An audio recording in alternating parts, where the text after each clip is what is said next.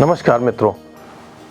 दोस्तों, आज पूजा के क्रम में मैं आपको इष्ट के बारे में बताऊंगा कि इष्ट कौन होते हैं। ये जिज्ञासा सबको रहती है कि भाई मेरे इष्ट कौन से हैं, किसकी पूजा हम करें, कैसे करें, क्या करें, बहुत सारी दुविधाएं हैं। तो इष्ट, और देखिए आता है ना, इष्ट देवताभ्यो नमः, ग्राम देवताभ्यो नमः, कुल देवताभ्यो नमः, वास्तु देवताभ्यो नमः। तमाम सारी चीज़ें जब पूजा होती है तो पंडित जी करते हैं, ये सब आवाहन किए जाते हैं। सिद्ध बुद्ध सहिताय श्रीमन महागणाधिपतये नमः, तमाम।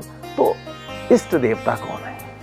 तो पहले तो ये समझ लीजिए कि भगवान अनंत कोटि ब्रह्मांड में एक ही है, दो नहीं है वो, लेकिन उस एक के अनंत रूप हो सकते हैं। और हमारे सनातन धर्म में इसीलिए हमें छूट है कि हमको भगवान का जो स्वरूप अच्छा लगता है हम उनको भज सकते हैं और उसमें लीन हो सकते हैं। तो जो भगवान का जो स्वरूप आपको सबसे अच्छा लगता है और जो आपको सबसे ज्यादा आकर्षित करता है, वही आपका इष्ट है, जिसको आप अपने सुख और दुख में सबसे पहले याद करते हैं, वही आपका इष्ट है। आप कहते हो ना, कोई कहता है हम अभी हनुमान जी से कह दिया है, अब वो जाने उनका काम जाने। तो ऐसे ही कि जो भगवान का जो स्वरूप, जब हम संकट में होते हैं तो हम हनुमान जी को याद करते हैं, क्योंकि वीरता, वीरोचित गुणों से युक्त। तो उसी प्रकार से अब दोस्तों एक दूसरी बात पे आते हैं कि आपकी जो हॉरोस्कोप होती है, जो कुंडली होती है, तो लोग पूछते हैं भाई मेरी राशि के हिसाब से कौन। पांचवा घर, लग्न से पांचवें घर की जो राशि होती है वो आपका इष्ट है।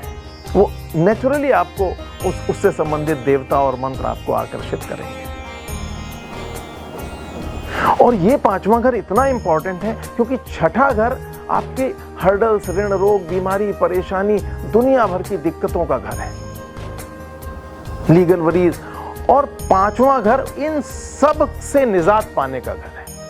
पांचवा घर साक्षात ये भविष्य का घर है। तो आपका भविष्य कैसे ठीक होगा, वो पांचवें घर से ठीक होगा। और पांचवा घर इष्ट का स्थान है।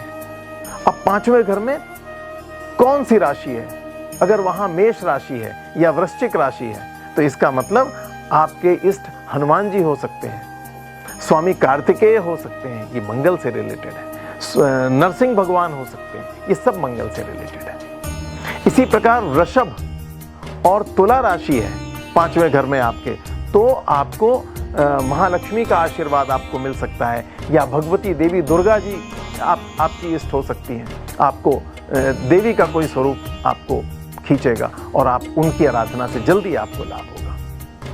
उसी प्रकार मिथुन और कन्या राशि है, तो गणेश भगवान है, वो आपके लिए, गणपति आपके लिए सब विघ्न बाधाओं को दूर करने वाले हो जाएंगे। वो आपके इष्ट के रूप में आपको पसंद आएंगे, अच्छे लगेंगे, खींचेंगे। और आप अगर गणेश चतुर्थी और गणेश जी के मंत्र और वो सब करते हैं तो आपको बहुत फायदा होगा। इसी प्रकार कर्क राशि अगर है तो भगवान शिव आपके इष्ट हैं, और आप शिव को अगर शिव की आराधना करते हैं, शिवोपासना करते हैं और उन पे थोड़ा सा जल या थोड़ा सा दूध अर्पित करते हैं, तो आपको बहुत लाभ मिलेगा। अगर सिंह राशि है तो सूर्य भगवान आपके इष्ट हैं, आप सूर्योपासना कर सकते हैं, आदित्य हृदय स्तोत्र का पाठ कर सकते हैं, सूर्य का कोई मंत्र जप सकते हैं, गायत्री दीक्षित होकर के कर सकते हैं। इसके अलावा कन्या हो गया, तुला हो गया, वृश्चिक हो गया, अब आया मकर, धनु। तो अगर आप धनु और मीन राशि है तो भगवान नारायण आपके क्षीर सागर में बैठे हुए नारायण आपके इष्ट हो सकते हैं, तो भगवान विष्णु की आराधना करिए। और अगर आप मकर या कुंभ राशि है तो मकर और कुंभ राशि के लिए आप शनि भगवान की पूजा कर सकते हैं, आप भैरव की उपासना कर सकते हैं। ये सब आपके लिए लाभप्रद रहेगा। ग्रहों में शनि, और आपके जो इष्ट होंगे वो भैरव की उपासना कर सकते हैं, शिव की भी उपासना इसमें आप कर सकते हैं, जो आपको अच्छा लगे। और तो इस प्रकार आपका पांचवें घर से आपके इष्ट का चयन होता है और इष्ट देवता कौन है? आपके व्यक्तिगत संरक्षक हैं और व्यक्तिगत लाभप्रद है, सारी विघ्न बाधाओं को दूर करने वाले हैं।